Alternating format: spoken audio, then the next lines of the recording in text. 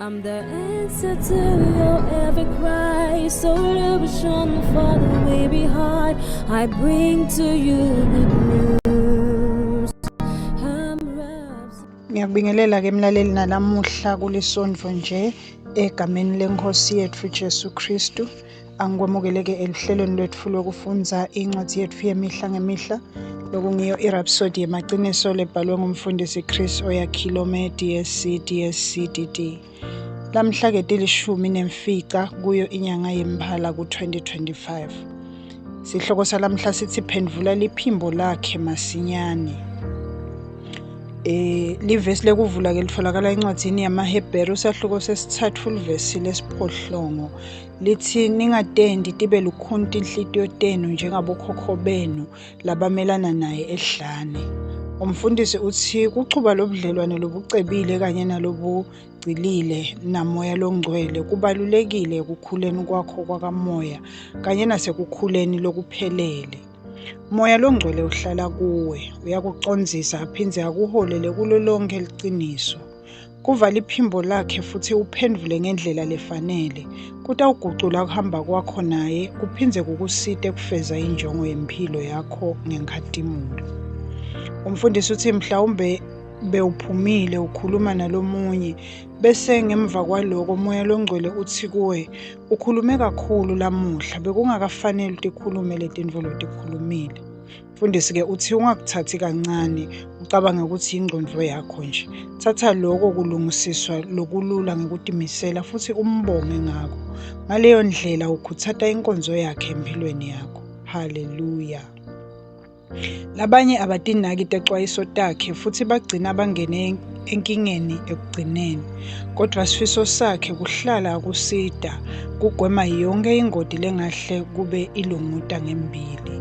Incwadi ya Isaya sahluko se-33 livesi le-21 lihumusho le-NIV uthi noma nijikela ngesekudla noma ngesancele tindlebe tenu tiyakuva livi emva kwenu lithi nansi indlela hambani ngayo. Lamuhla lelo livi alikho emva kwakho lingekhathi kuwe. Haleluya. Mfundisi uthi uma uva liphimbo lakhe ngekhathi kuwe likutshela ukuthi kufanele wenteni noma ungenti ini, yenta masinyane. Tifundzise kuliva futhi uliphendvule liphimbo lakhe. Kulula kwati liphimbo lakhe ngobe ukunika seluleko kanye nendlela lehambisana nelivi. Kodwa konke lakutshela kona kuhambisana nelivi. Lokubuhlungu labanye bachubeka nekumelana futhi bangalinaki liphimbo lakhe. Umphumela waloko kumandzawonye kanye nekwehluleka. Inyanga ngenyanga bemandzawonye banamathele emjikeletweni bangathuthuki bangakhuli ekuhambeni kwabo kwakamoya. Kukhula kwakamoya kubonakala ngekuva moya longcwele. EmaKristu lakhulile ashesha kulalele kucondzisa kanye nemiyalo wakhe. Bayaconza ukuthi ucondzisa kwamoya kubalulekile ekuphileni impilo yebuKristu ngemphumelelo kanye nekukhula kamoya. Ngakho-ke basheshe balalele kucondzisa kwakhe kanye neliphimbo lakhe ngekutfobeka. Haleluya. Umthandazo. Babelothandzekako, ngiyabonga kunginika inhlitiyo lelivako livi lakho kanye neliphimbo lakho. Ngekucondziswa kanye nekwecayiswa ngumoya longcwele, ngiphila impilo lenhle lejabulisa ngalokuphelele kuwe. Ngisafeza siphetfo sami kuKristu. Hlakanipho yakho igcwalisa inhlitiyo yami, futhi nelutsandvo lwakho lugeleta ngenkhululeko ngami. Ngisahamba ngekuhambisana namoya.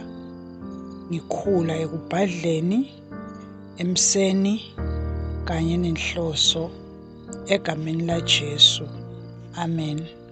Kuchubeka nesifundvo kemlaleli utawufundza incwadzi yabaseRoma sahluko sesiphohlongo livesi le-14, incwadzi yaJohane sahluko se-16 livesi le-13 kanye nencwadzi yetihlabelelo sahluko se-15 kuya livesi lesikhombisa uye evesini lesiphohlongo.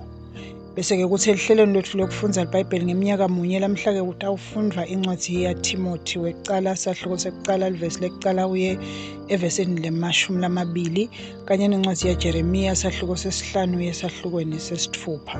Bese kuthi-ke eluhlelweni lokufundza iBhayibheli ngeminyaka lemibili lamhla kufundvwa incwadzi yaJohane sahluko sesitfupha livesi le-41 kuya evesini le-51 kanye nencwadzi yesibili yemakhosi sahluko sesihlanu. Angithathe-ke leli thuba mlaleli ngibonge ukuthi nalamuhla uhlale kanye nami ulalele livi leNkosi lisafundwa. Inkosi ikubusise, sibonane kulokulandzelako. Ngicela ngemlaleli ukuthi uma ngabe bowusengakayemukeli inkosi yethu Jesu, umane usho nanka emagama emva kwami uwasho ngenhliziyo yakho yonke. Haleluya.